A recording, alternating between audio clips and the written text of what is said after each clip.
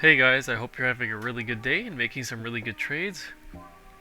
And yes, this is just going to be more of a fundamental analysis for Bitcoin and about the long-term possibilities of where the price could be going, right? So this is obviously, there's going to be a lot of speculation here, so excuse me, and nothing is guaranteed, so just keep that in mind, right? So right now we can see that the price is sitting at $32,000, 32,800. We're kind of hovering around this support box right now. It's proving to be some decent support. We just touched it. We had a daily close here. Now the price is starting to go back up, but definitely be careful when we get near these support and resistance areas. There's a potential for breakout, but there's also a strong potential for rejection. So it's very possible that the price could go here, down here, and we get a nice big bounce, right? Because this is technically, it could be the Wyckoff event that we've tried to redraw. So like I said, like right there, exactly, not exactly as predicted, but yeah, it's very possible that we dip down and go back up, but that's more of a short-term play. I'm talking more about long-term, like where we could be heading in 2022 and 2021, near the end of 2021.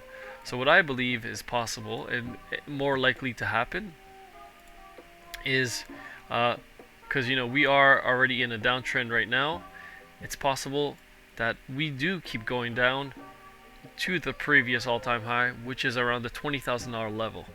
And it's possible that when we get to that price level, that we do chop around for a bit, like up and down, even maybe have some very significant dips down to maybe 14,000, 15,000. And if that were to happen, then obviously I would load up on the amount of Bitcoin that I could get, buy as much as I could, because I do believe that in the theory of lengthening cycles, and we near the end of December, we could maybe potentially have a huge run up in 2022, up to maybe like 200,000, right? I do believe that this is very possible. We break through the previous all-time high, and then we start to chop around like this. Obviously, it's not a straight line up. It's more of a step ladder up. But yeah, that's more or what that's basically what I think that could happen in the long term. And there's also this other theory that we stay stuck here for a very long time, around between 30 and 40, and we just stay here, right? But obviously there's these patterns that we could be breaking out of. I think Crypto is talking about now he's talking about a descending triangle, something like this, basically where this gets extended now and we're going downwards. So that's also a very real possibility that could happen. But I'm not really focusing on the short term right now. Yeah, I mean, this is not really short term. This is quite a big move. This is quite a big pattern, like kind of like this, that could play out. And then we could, in the short term, we could have some crazy volatility and price action. But I'm not really talking about that. But I'm more talking about the long term, because once we look at the data, right? The data is like the amount of money that the government is printing, right? The monetary policy. We have record low interest rates, right? The funding rate and the prime rate is not coming up anytime soon. Right? And now we have not just the stock market lifted up so much, we also have other asset classes to consider. It's not just, we don't see inflation in one area, we see it in multiple. We see it in housing, we see it in commodities, we see it in our everyday goods and services. Sugar is up an incredible amount since the March lows. Obviously, it's nothing compared to previous prices here, like in September 16. It could go up a lot, but sugar is up significantly. Same thing for oil. Oil is actually higher than the previous March highs, like before the pandemic. So now, and I do believe that oil will not stop going up either. I think oil will reach $100 a barrel by the end of the year. So just keep your eyes on that. And I really do believe oil can reach $100 a year. I believe gold can reach 2,000. I believe silver may reach 30. But these are just my opinions again, right? I don't want anyone to rush into any trades just because I said so.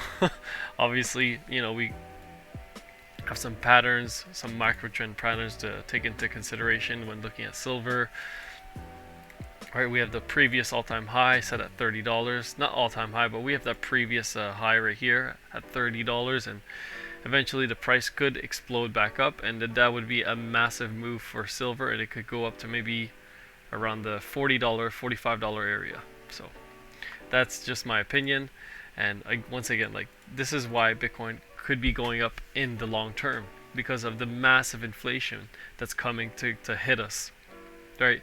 There's a lot of people that saying, oh, there's no inflation, it's deflation. It's more deflationary than inflationary, and that just blows my mind, right? Like, I really don't think this is deflationary. I really think we are about to experience some massive inflation that's going to come. You know, just everything's in a bubble right now. Like, housing is in a bubble. Bitcoin could potentially be in a bubble, and that's why, you know, the bubble could have popped right here, and now we're descending back down to the $20,000 area. You know, everything's a bubble until it pops, right? So just keep that into consideration. I really do believe the dollar is going to go down. You may not see right here. Let's get a better picture of it right here on the DXY, right on the daily time frame.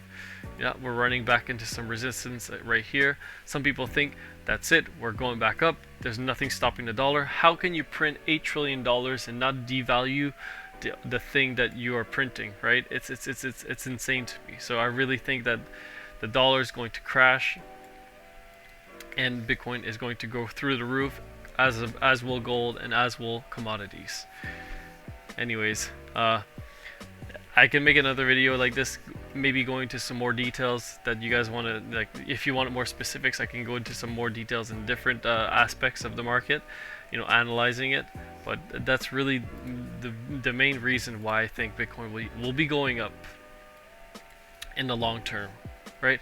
So I don't really care about short-term price action, because I know in the long term, even if it dips down, you know, we can make trades on our way down, make some money on the side. But the best way to invest is obviously to dollar cost average, and that's what you really want to be doing, right? You want to be buying these dips, and you want to be taking advantage of them. Obviously you don't want to be buying all at once, but you could buy you know, a quarter of your portfolio here. Sorry, I'm drawing this with the arrow, so it's a little difficult, but you know, we can probably adjust that. Let's just make it nice for now. Wow, can't even figure out how to change my lines. There we go. Okay, after that struggle, that's good. So obviously we could be, you know, you could buy a quarter right here at this dip, and if it were to fall down here, you could add another quarter of your cash reserves down here, and if the price starts to go back up, you add another quarter. But really you want to be adding during the dips, because that's the easiest way to make money. It's the dollar cost average when the price is right.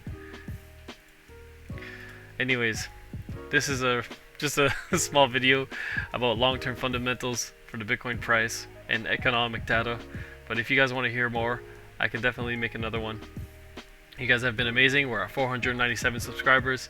If you want to hear more videos like this, leave a like and